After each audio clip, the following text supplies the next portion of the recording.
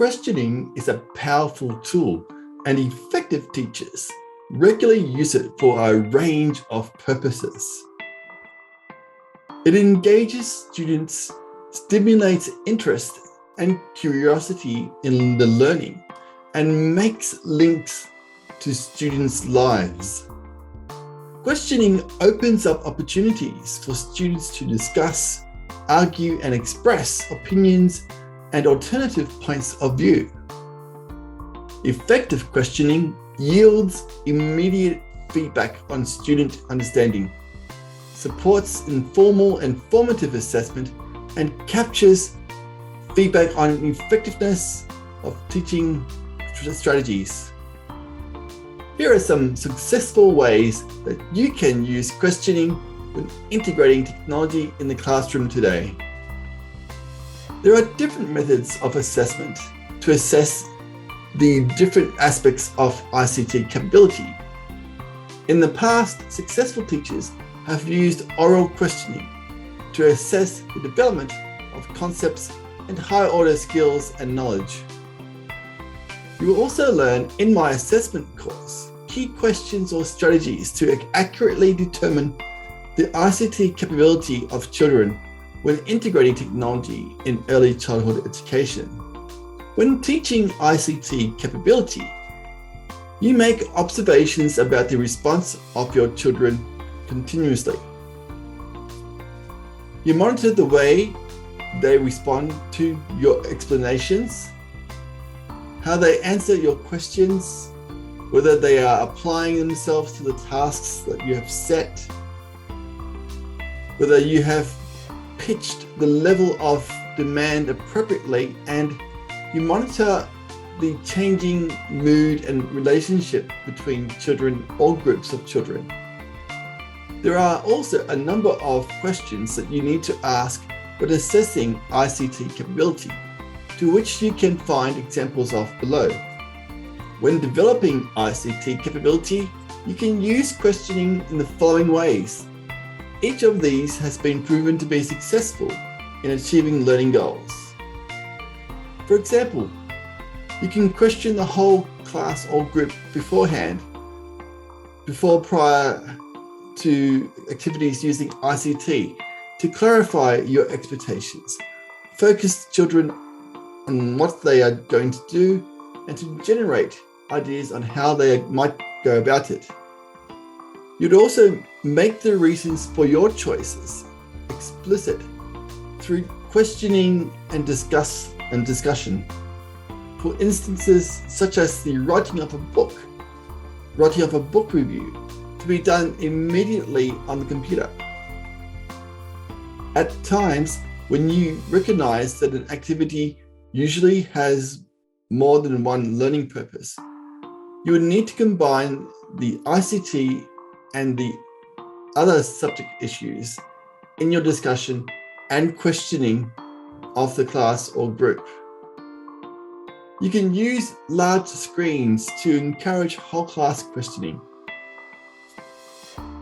and make sure that important learning activities need to be introduced by explanation and questioning of children,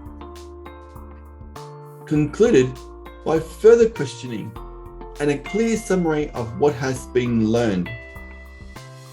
Additionally, when monitoring the use of ICT in learning activities, you need to structure the activity by questioning, prompting, and showing it if necessary. You can use whole class questioning to help children understand concepts and higher order thinking skills. To teach higher order thinking skills, you can use strategic and evaluative questions. Encourage children in groups to ask these questions of each other, and then expect individuals to ask these questions of themselves. And then finally, you can challenge naive ideas about handling ICT techniques and tools. Other ways of supporting children include using guided discovery when the child tries to work out the steps, with the teacher providing questions or prompts to help them recognize relevant cues, concepts, and familiar techniques. You can also use guided repetition when the child tries to repeat the technique, with the teacher providing questions or prompts to help the child recognize relevant cues and concepts.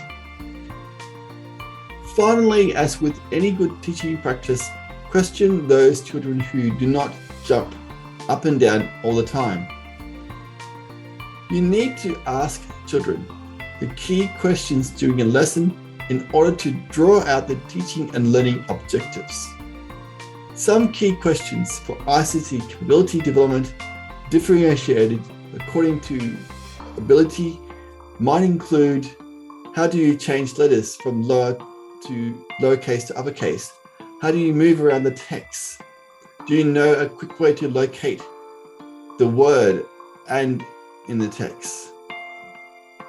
It will be important to allow for questions from across the ability range and develop questions which exploit the ICT learning opportunities alongside meaningful contexts such as numeracy.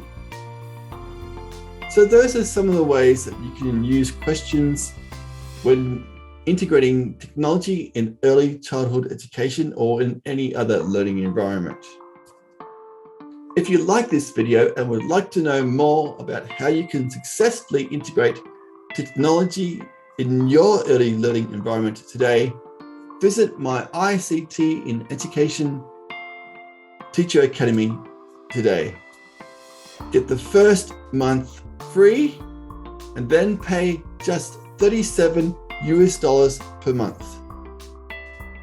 So jump in now, explore, learn, apply, and I look forward to helping you achieve your professional learning goals in the future.